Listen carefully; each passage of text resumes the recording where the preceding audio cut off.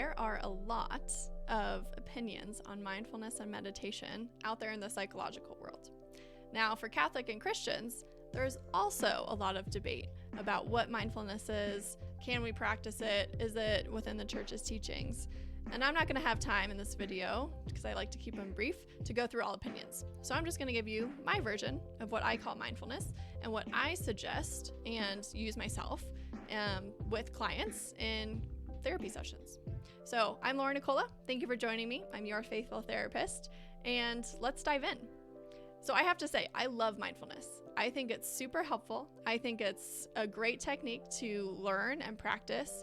And I've spent time making sure that what I suggest is not contrary to the Catholic Church's teachings. So I want to kind of lay it out there and kind of tell you what I call mindfulness. And hopefully you think it's helpful. If you have any, opinions that are contrary to mine, great, love it. Leave it in the comments. We can start a dialogue about that. I'd love to do that. So let's get into it. So how would I define mindfulness to clients? Well, it's really very basic. It's basically taking a kind of step back from what's going on in the present moment and just paying attention to ourselves. So we become reflective and we kind of have some insight into ourselves. So we think about our thoughts, our internal dialogue. We think about our feelings and what emotions we're experiencing. We pay attention to kind of where in our body we're holding that. And we pay attention to kind of action steps, what maybe we have done, maybe what we're avoiding doing. And we just kind of become more intuitive about ourselves in the present moment.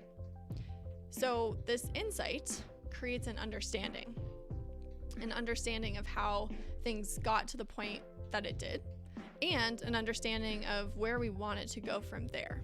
So it's very directive in that way. So do we not do this as Catholics, right? Do we not do this in contemplation in prayer? Do we not pay attention to the inner stirrings of our heart? Do we not try to cipher through our thoughts and decide, is this thought from God or is this thought from the devil? Does God not call us to live a life free from anxiety? Of course. So we do this in a lot of ways. During prayer especially, we practice mindfulness. We become aware of what we're thinking and feeling, and we use that to our benefit when in prayer. I'll give you a concrete example, though, of what I would call mindfulness with a previous male client of mine. So he came into my office. He was super fidgety. He was kind of all over the place. He was rambling. He was talking very fast. He kept looking at his watch, and as I experienced him, in my head was like, man, he is super anxious. He looks like on the verge of a panic attack, which is something that he had struggled with for a while. And so I kind of asked him, I was like, hey, what's going on with you? And he was pretty dismissive of that. He just kept talking about what he came in with, which honestly was kind of surface level stuff. And I stopped him again. And I said, no, seriously, what is going on with you? And he couldn't even answer because you could just tell that he had all these preoccupations in his mind, but he couldn't spit them out or become aware of them. So I suggested we do some mindfulness.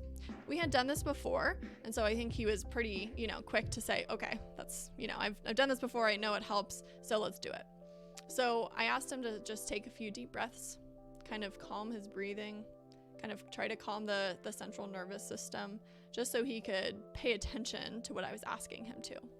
So when we started, I asked him just to pay attention to what was going on. I asked him to kind of notice what thoughts are kind of just cycling through your head right now. Can you name an emotion or an emotions that you're feeling right now? Where are you feeling those things in your body? Are you holding tension anywhere specific? And then I asked him to kind of trace it back a little bit. Before walking through my door, what was going on today? Can you identify where these thoughts are, kind of traced back to? Did you have this feeling just walking through my door, or have you had it all day? So I just asked him reflective questions about what was going on for him in that moment. And it was profound. He you could see kind of the deep breaths just kind of like calm him, and then he could become more insightful about what was going on. And then he just kind of shared everything that was happening. You know, he traced it back to an email that he had gotten that morning from his boss saying that he missed a deadline.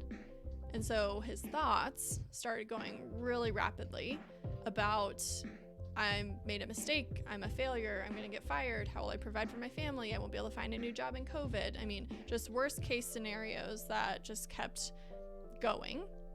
And he could identify that those thoughts were leading to a great deal of anxiety. And he in particular holds his anxiety in his hands. So his hands were pretty like this. They were pretty like clenched, and, you know, he was kind of like fidgety and like had all this energy, and he could identify that. And one of the bigger things that he said was that he hadn't had a chance to talk to his wife yet about it. And that was also kind of stressing him out. But he was able to do this in a few minutes. And I'm not going to go through the whole session because we don't have time for that. But in that, it was probably like 3 to 5 minutes. In those few minutes, he was able to identify what was actually going on, not just surface level stuff. And he was able to become mindful of that.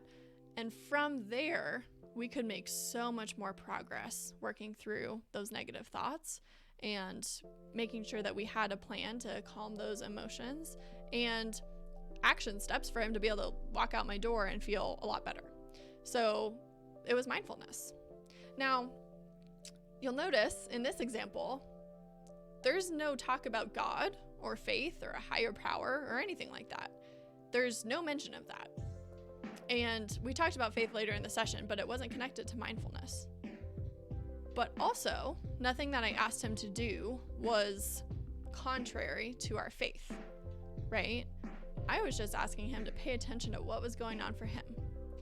And honestly, it was way more powerful for him to identify that than for me to point it out. You know, as soon as he walked through the door, I was like, whoa, anxiety. Okay, we need to calm that down. But for him to become aware of his own thoughts and feelings and body sensations and movements, he was able to make way more profound progress than I would be able to just by pointing it out to him. It's, again, that insight, that self-reflection that carries a person so much further. Another kind of little practice, just that I'm thinking of it related to prayer, was a suggestion that came from my spiritual director. And I was explaining to him that, you know, in prayer, I often get so preoccupied. You know, I have like all of these other thoughts, you know, to-dos or what's going on or, you know, just like random tangential thoughts that have nothing to do with prayer. And he basically suggested mindfulness. He suggested that I become aware of those thoughts that are just bombarding me. And then he suggested that I write them down in a little journal so that I can then return to prayer. So he basically asked me to become aware, be mindful of what was going on in that moment, and then take an action step to kind of try to clear my head so that I could return to prayer. So there's lots of ways to integrate, you know, prayer and mindfulness and, you know, contemplation and, you know, doing all of that.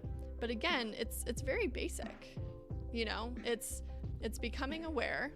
I've probably said that like 10 times this session, you know, this video, that's fine. It's becoming aware of what we're thinking, feeling, and what's going on for ourselves.